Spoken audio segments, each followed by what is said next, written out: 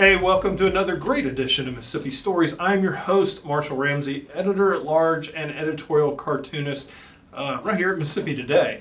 Our guest today really needs no introduction, but I'm going to try. I get to see this guy every Monday. Every Monday. And here's how it usually rolls. So I come in early because I drop my kid off, and he's got the show before me. That's Malcolm White, by the way, if you didn't know. So Malcolm's in there trying to get ready for his show, and I show up. And I'm sitting there talking to him, and he's kind of like, yeah, I'm trying to get ready for my show.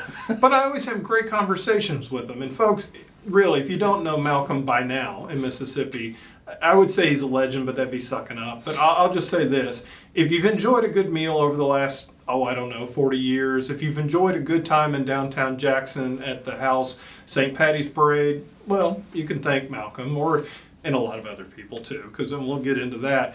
If you've come as a tourist to Mississippi, well, you can probably thank Malcolm. If you've enjoyed the arts in Mississippi, you can thank Malcolm. Malcolm's really worn a lot of hats over the last 40, 50 years here in Mississippi, and has made a huge difference. And I always love sitting down with you. I always love talking to you. We're coming up on the parade. It's going to be on March 23rd. That's hard to believe that we're already this far into March.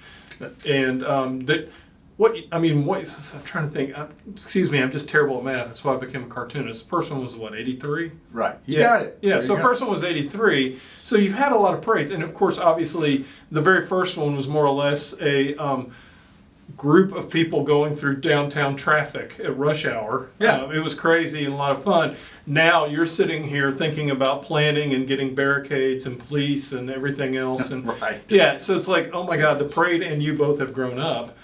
But it's inevitable. It's inevitable. You've got a great theme this year. I want you to talk about that a little bit. But to me, what's really fascinating is you've made a huge transition in your life over the last couple of years. You've sold the restaurant after 37 years. That's right. That you had that. That's pretty good, Marshall. Oh, man, I'm cooking with grease today. But I mean, you've made some huge transitions. Of course, you got married not long ago. You got a fantastic wife. You've now got grandchildren. Two, yeah. 7 and 9, and 7 and 4. Yeah, and in fact, I just dropped my grandson off to school this morning. So his favorite morning routine is for me to pick him up, take him to Native Coffee Shop for a biscuit, cheese, and egg, and then drop him at Little Sam in Midtown, where he goes to school. Of all the things you've done in your life and so forth, that has got to be pretty one of the coolest things. Just getting to do that. Far and away. Yeah. I mean, being a parent, being a grandparent. I'll tell you a little something I don't share often with people. I have this theory that the human heart has a chamber that does not open until one becomes, or if one becomes, a grandparent. Yeah. And the behavior, the feelings, I've now lived long enough to know what love is toward my grandparents, love toward my parents, love toward my siblings, love toward my partner, love toward my child, but love toward a grandchild is another whole thing. So, yes, I'm very much enjoying this. The lovely Ms. Ramsey's watching this right now. I think she's got a cash bounty for one of my sons to have the first granddaughter on that. So, but yeah, I totally can see that. And I've just watched you because it's fun when you just glow.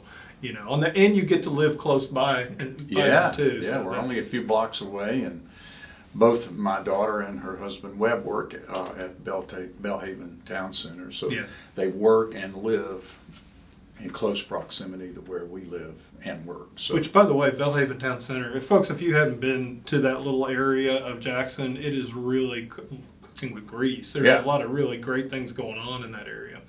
But yeah, I mean, between Elvies and Polito and Fertile Ground, Beans and Bananas, the ice cream shop. It's really an important creative center in what was traditionally a neighborhood. Yeah. So, anyways. It really is fun. So on the parade, you mentioned that it's coming up on the 23rd, which is correct. This will be our 41st edition. But we have expanded, and now on the Saturday before the 16th of March, we have our run, which is Run for the Rainbow. It is a function of UMMC's Children's of Mississippi. We have a marathon, a half marathon, a 5K, a 10K, and a fun run, all on that Saturday before the parade. So the parade's always on the fourth Saturday. The run is now on the third Saturday. So kudos to those folks. In their second year, they've already recruited over 1,500 runners. That is and amazing. You've been in this Yeah. running business. You know how hard they are to organize and to recruit for. So we're real proud of that event, which now creates 2 weekends for us rather than the one. And of course, tourism agencies love that, and we are sponsored by Visit Mississippi, Visit Jackson, Capital City Beverages, the Community Foundation for Mississippi, Downtown Partners, Ergon, and many others. But we couldn't do any of this without our sponsors.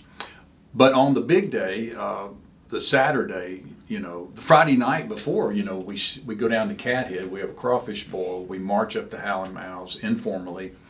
We have an event up there, and then Saturday morning we begin the Children's Festival, the Pet Parade, the Children's Parade, and then the Adult Parade at 1, followed by a huge after-party celebration in the streets in front of Howland Mouse. Economic impact over the years, and what is it now? What has it grown to? Because I know it's a huge. It's somewhere around 8 million. I haven't gotten a recent study, but it's huge. And all the hotels and restaurants and fast food places and convenience stores pack out. People start setting up their tailgates on Friday at noon. They claim their space on the parade route. They're down there all weekend. People, as I say, they come. It has developed into a homecoming, and a lot of people who grew up here, went to school here, have friends and family here, choose this weekend to come visit because it's a bonus pack. They get to see their family, friends, comrades, and then they get to participate in this fantastic celebration of the rites of spring, Mardi Gras style parade in downtown Jackson. Well, I mean, looking at 37 years in the restaurant business, 41 years in the parade business, anything that lasts more than 5 to 10 years is a miracle. Oh. Especially, even less than that. So, kudos to you for that. But like I said, this is a multi-generational event now. Absolutely, yeah. There are people who come in parade that are the grandkids of the people who started with me, including my own grandchildren, who are now old enough to participate in the children's parade, the pet parade, and then to come and be a part of the adult parade as well. So, you never know. For many years, I was just in the business of creating events, celebrating culture, Jubilee Jam, Zoo Blues, Wells Fest. These are all things that I thought of that I thought would be good for the town. Some of them have really taken off, and some of them have just gone away. But this parade has a very special place in this community's heart. It's the People's Parade, and everybody's invited. You don't have to be in a club. You don't have to pay any dues. You don't have to be a member of anything. If you want to be in the parade, you're in the parade. If you want to come to the parade, it's free. Right. So it has caught on. It has become a part of our culture, and I'm real proud of the work that we do with Children's of Mississippi. We gave them $100,000 last year, and as we were talking about before, I've spent the last 4 years evolving the way it is organized, the way that it is managed. We are now a nonprofit. Our fund is at the Community Foundation for Mississippi. We have hired a junior manager, a parade manager, Alex Coates. We have hired the TEL agency to do our communications and our public relations and our social media. We've hired a consultant, Rebecca Hardy, to build a continuity plan so that one day when I'm not able or I'm tired and I'm more retired than I am now, the event goes on, and I want to involve my family as well. So, that's all been an important part.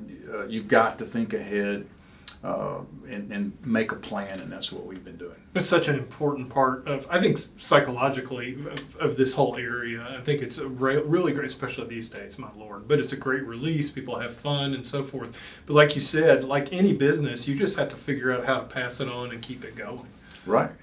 And if people want to enjoy it for generations into the future, then we have to have a long-term continuity plan. So we're working on it. Yeah, that's great. That's Yeah. great. So the theme this year. Yeah, the theme is telling the Mississippi story. Yeah. You may know a little bit about that. A little bit about You do it, it every day. But I love the Grand Marshal. Yeah, Walt Grayson. Yeah. I mean, a master storyteller, a person that everyone knows, host of Mississippi Roads, a great storyteller, a great friend, and we're really happy to have him as Grand Marshal this year. I think he's perfect for this. And when he said yes, then the idea of telling the Mississippi story was just a natural next thought for me. You know, I spent my whole Your whole career public career telling Yeah. the Mississippi story, promoting the Mississippi story, encouraging others to tell their Mississippi story. So, you know, full circle. Here we are with the parade theme with Walt Grayson, and we're really excited about it. I was excited too because I mean I got to work with Walt 2 or 3 times. I still work with him occasionally on doing Christmas specials for WGTV. Yeah, right. And I was part of the first one that won him his first Emmy. And I was just so, I mean, to me it was cool that we won the Emmy, but the fact that Walt won the Emmy after all those years and all that hard work he's put in. But I love seeing him get the attention and the accolades that the man deserves. And you know, you and Walt and I have something in common. We all three have shows on Mississippi Public Broadcasting. That is true. You have a radio show. Yeah. I have a radio show with Carol Palmer. Walt has a TV show. A TV show. And so we share that. I think I'd listen to Walt read the phone book. I really would. Michael Rubenstein and Walt Grayson. Yeah, Michael. Or Bert Case reading the phone book. Yeah, no, Bert Case would be great. That'd be terrific. I'd love to draw a cartoon of Bert Case and maybe Fordyce reading that back and forth. Okay, that was really old school. So at this point, how far? Gosh, I'm trying to think how far you're out. You're a couple weeks out now. Yeah. So at this point, all the planning's done, everything's put in place. Now just the pieces need to start falling together. Well, all the money has been raised. We have to Yeah. raise $150,000 a year to put this on. That's That's what it incredible. costs Yeah. to break even. Okay. So it's free to everybody. That's been done. We have to rent the barricades because the city doesn't have barricades. Yeah, you were telling me about that. They are spread out all over Jackson Yeah. now. Well, the old ones are, yeah. Yeah, they're all over and they're disorganized and they're unavailable. So we have to literally rent those from a professional company to bring them in, set them up, tear them down. That's $40,000. So, you know, this year's a transitional year with public safety. Yeah. This is the year where we have been told that we go to the city of Jackson for a permit and for street blockings, but we go to Capitol Police for public safety. Oh, wow. So we deal with Hinds County, Capitol Police, and JPD, and we have to coordinate all of that. Yeah. And then we have to book bands, we have to rent porta-johns. All of that is, you know, coming together as we speak. We're still selling a few, you know, rent a barricade. People want to put their name on a barricade. Some people want to rent floats. We actually rent floats to people who want a float and they don't have to build it. This year we've worked on recruiting marching bands. We really want more marching bands. So we've got about a 3-year initiative where we're going to be recruiting more and more marching bands. We do have the Sonic Boom of the South this Okay, year. If there they're you go. good enough for the Super Bowl, I'm about to say, world they're famous. good enough for Hal's St. Paddy's Yeah. Parade.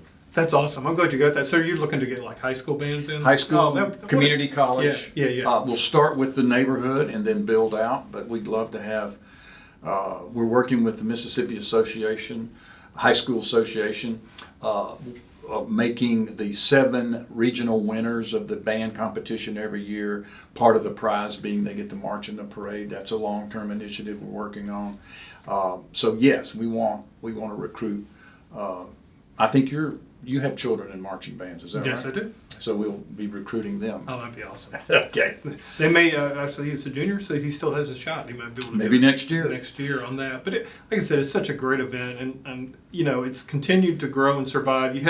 I remember it was literally 4 years ago about this point. I was just remembering I did my last in public speech, and y'all got caught up in everything closing down because there was a big outbreak in New Orleans, and y'all had to shut down the parade. We did have to shut it down for 2 years, actually. It's that week, I'll never forget. In 1 week, I had to cancel the parade on March the 11th, close the Arts Commission, and send everyone home to work remotely, and close Howlin' Mouse all in 1 week. You had to feel like you were on the airplane with the mask on as it's going down, just going, okay. Yeah, that was an unreal week. Really, and recovering from all of that, recovering from having closed the parade down for 2 years, recovering from closing down Howlin' Mouse and having to reopen and do social distancing and mask and all that, recovering from sending all the employees home, the Arts Commission to work remotely, really is still ongoing. Yeah. Yeah, getting people back in the office and Just getting trying to business return to whatever the new normal is. That's it's right. still a work in progress. But I will say, we're happy that Jill Connor Brown was in the New York Times the other day. There was a story about the North Carolina chapter, a particular North Carolina chapter of Sweet Potato Queens, and it talked all about Jill and the phenomenon that she has created. And she brings people from not only all over the country, but all over the world to Jackson that weekend. And so it's sort of an international weekend where people come and see our city, see our metro, see our airport, see our infrastructure, see the best marching band in the United States of America, all in 1 weekend, and have a big time while they're doing it. I'm glad that Jill's back. I'm glad that everything I had her on last year and interviewed her and so forth on that. But like I said, there's so many great pieces to the thing. But as a whole, it's just I was trying to think. Are y'all? I know Savannah's big, New York's big. Y'all are like one of the biggest. Boston is big. Yeah. There are larger parades than ours. None more unique. Right. Because all of those parades are St. Patrick's Day parades. Right. You're more of a Mardi Gras. Ours is our interpretation of St. Paddy's, loosely based on the tradition of St. Patrick's. Yeah. More about a Mardi Gras, certainly a Rites of Spring, a local parade with local color. And it has a sense of humor like no parade I've ever seen, particularly any other St. Patrick's Day parade. And I'm so glad that Hal's name is on it now. Oh, absolutely. Yeah. When Hal passed 11 years that ago blows now. my mind, because I remember I was driving down to Columbia when I heard the news. I was like, I can't believe that. It seems like yesterday. Yeah, Hal's passing had a big impact on this community, and people stop me every day on the street and talk to me about my brother, which is important. Yeah. And that's the reason that I renamed the parade for my brother Hal. And my thinking there is, I believe people die in two ways. They die physically when their body ceases to function and they can no longer breathe and operate. And then they die when people stop calling their name. Yeah. So my theory on renaming the parade is the hope that they will never stop calling my brother's name. That and his soups. And his soups. Boy, I miss those. He was one of the best soup makers that God has ever delivered. And it was beyond soup, it was what we call a one pot. The man was a master of the one pot. Red beans and rice, gumbos, soups, anything you cook in one pot, a beef stew, an Irish stew, he was the champ. You know, you were talking about all you having to pivot so quickly during the pandemic, but you've pivoted in your life too, and you're doing really well. You're getting to enjoy this. I was going to ask, how much training is involved for you to walk the route? Well, I literally do train in that I do walk most every day, but starting about early February, I sort of double and triple the distance and the inclines, because let me tell you something.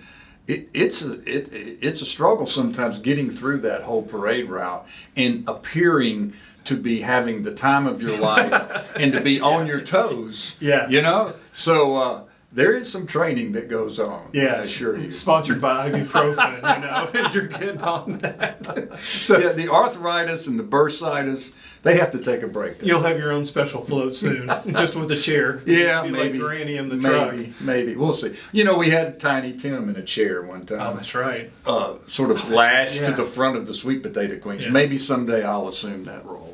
Look, we got a couple minutes left, and I just wanted to say thank you for all the work you do to promote the arts in Mississippi. You know, I've been here, nearly 30 years, and to me, you know, I feel like that our writers and our musicians and our, you know, our artists, visual artists, whatever, I feel like that they are an industry upon themselves, and they bring so much pride to the state, and you've been out front pushing that for so long. And I just want to say thank you. Oh man, well thank you. So I believe Mississippi's greatest resource, greatest asset is our story, our art, our culture, our history. And it's our best foot that we can put forward. And I believe that, and I've been able to do that for a living for a number of years. It's also interesting to me that America, the United States of America, gets credit for only a handful of creating original art forms. Yeah. One of them is filmmaking and Hollywood as a business. Another one is modern dance. Another one is jazz, and by jazz, blues. And the other one, Marshall, is cartooning. Yeah. And you represent that. Oh, thank you. I appreciate that. I've been very blessed to get to do that. But no, I've also, living in Mississippi, we have great topics and people to draw about. Yeah, Yeah, you never have to struggle. No, I don't have to work. I really don't. Malcolm, any last thoughts before we go? And of course, obviously, how can folks find out more about the parade? Yeah, I mean, you can search or Google How St. Patty's Parade. We have a website. We have a very active social media presence, and we have a team that puts all the good news out there. Just that it's the people's parade. Everyone is welcome. It's unique in that way, and we're very happy that everyone is Irish on St. Patrick's Day. That's right. Thank you, Malcolm. I appreciate that. Absolutely. It's good to see you. Hey, thank you for watching, too. And if you'd like to see any past episodes, you can go to MississippiToday.org or YouTube, or you can check out my newsletter as well. Tell you what, Malcolm, I appreciate it. Once again, March 23rd, check out the House St. Patty's Parade. And until next week, I'm Marshall Ramsey. Y'all have a great time.